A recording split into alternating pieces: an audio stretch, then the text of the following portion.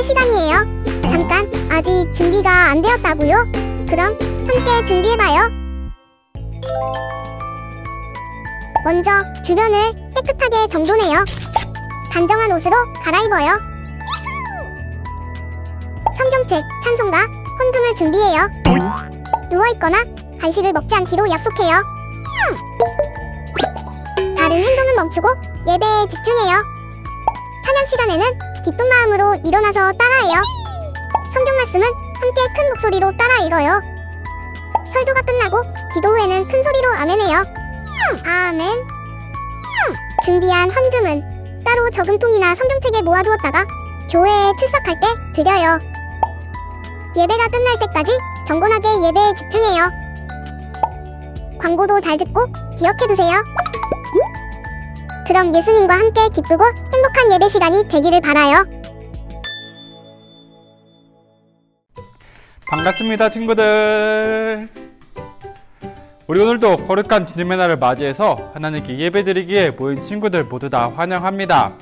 오늘은 10월달 두 번째 주일 예배를 하나님께 드리는 날이에요. 우리가 지난주까지 이방인 선교에서 있었던 일들에 대해서 배웠는데요. 오늘부터는 바울의 새로운 여정에 대해서 배우기 시작할 거예요. 오늘은 바울이 어떤 일을 만나게 될까요? 우리 다 같이 기대하는 마음을 가지고 유절송과 찬양가 율동 함께 찬양하면서 하나님을 찬양하도록 해요.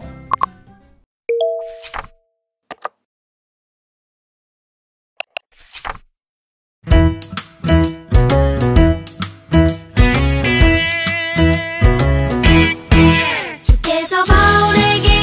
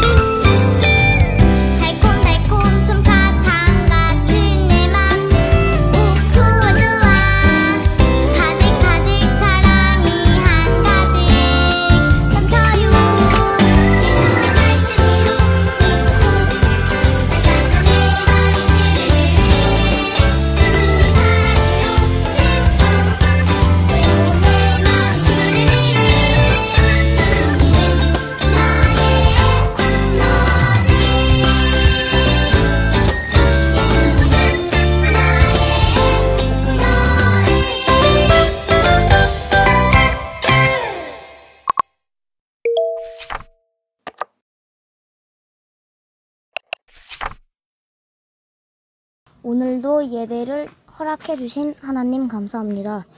이 시간 우리의 마음과 힘을 다해서 주님을 사랑하는 예배가 되게 도와주세요. 말씀의 능력을 회복하는 시간이 될 줄 믿습니다. 코로나 바이러스로 전 세계가 아파하고 있습니다.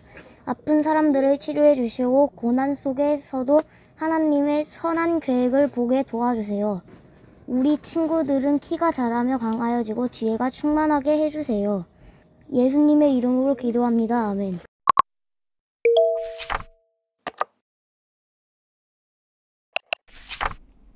우리 다 같이 하나님께서 주신 말씀을 읽도록 하겠습니다. 오늘 하나님께서 우리에게 주신 말씀은 사도행전 21장 13절 말씀이에요. 신약성경 225쪽에 있는 사도행전 21장 13절의 말씀을 우리 한 목소리로 읽어보겠습니다. 바울이 대답하되 여러분이 어찌하여 울어 내 마음을 상하게 하느냐. 나는 주 예수의 이름을 위하여 결박당할 뿐 아니라 예루살렘에서 죽을 것도 각오하였노라 하니 아멘.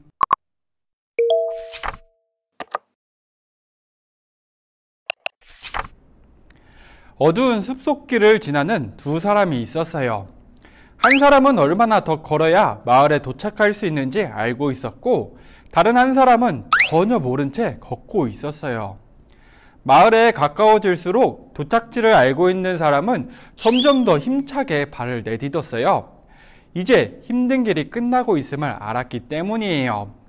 하지만 마을의 위치를 모른 채 걷던 사람은 이 길이 정말 끝나긴 하는 것인지, 이렇게 날이 새도록 걷고 또 걸어야만 하는 것인지 염려하며 매우 지쳐 있어요. 자신이 가야 할 길을 다 알고 있는 듯 힘찬 걸음으로 전도 여행을 하는 사람이 있었어요. 바로 그는 바울이었어요. 세 번째 전도 여행을 마친 바울은 지금 예루살렘으로 가려고 하고 있어요.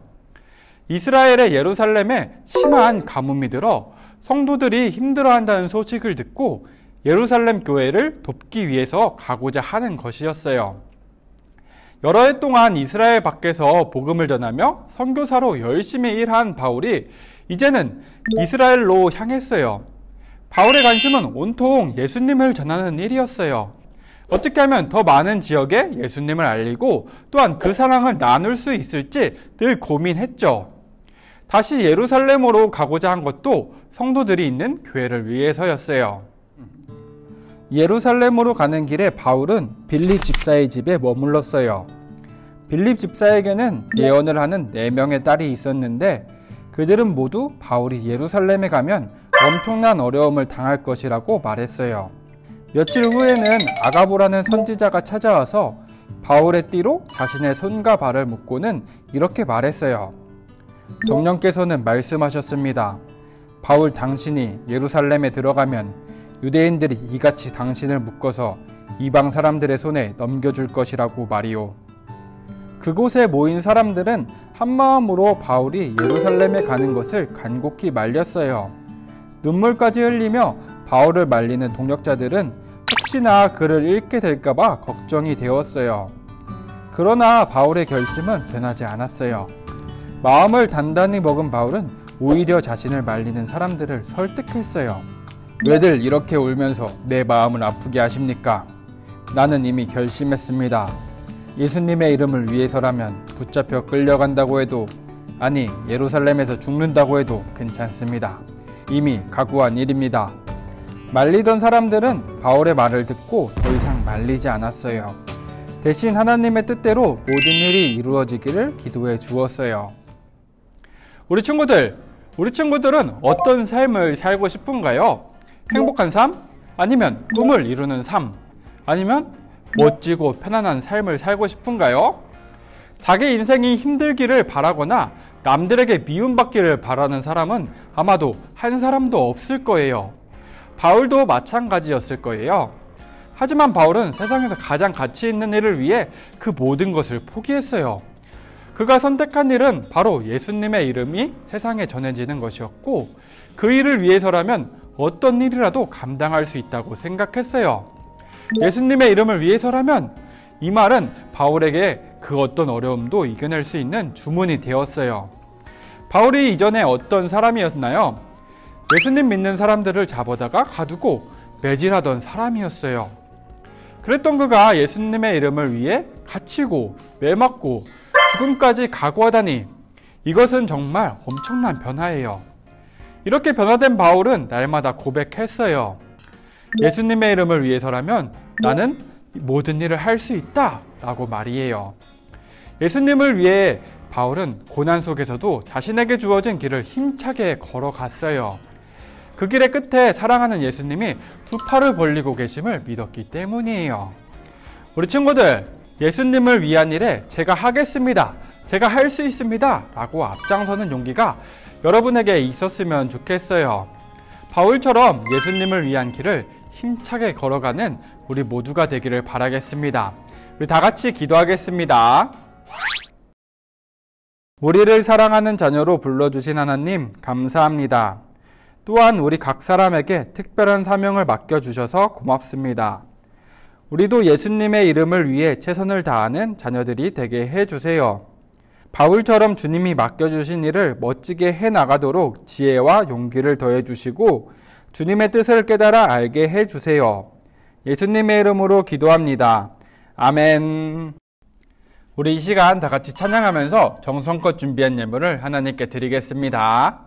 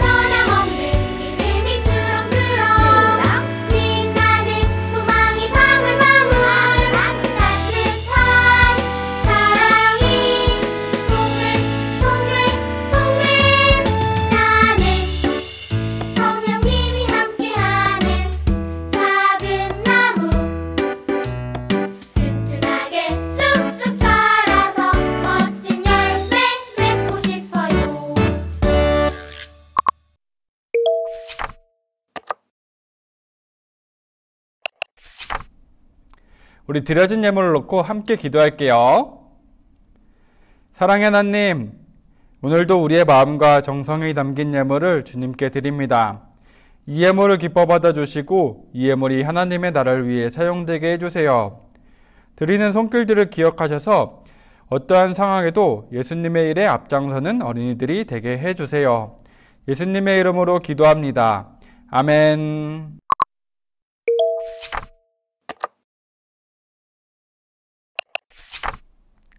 우리 마지막으로 주기도문 찬양 함께 하면서 예배를 마치도록 하겠습니다.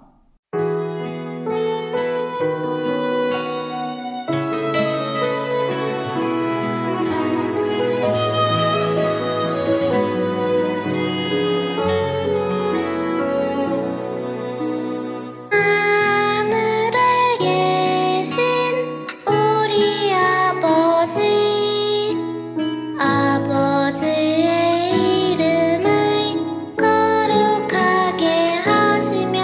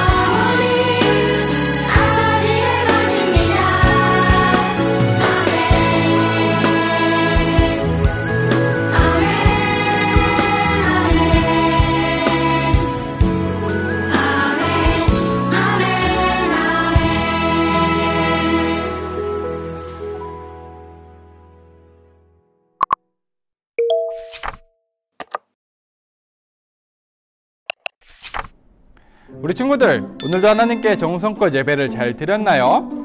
오늘은 우리가 말씀을 통해서 예수님의 이름을 위해서라면 어떠한 일도 감당하겠다고 결심한 바울의 이야기를 들었어요.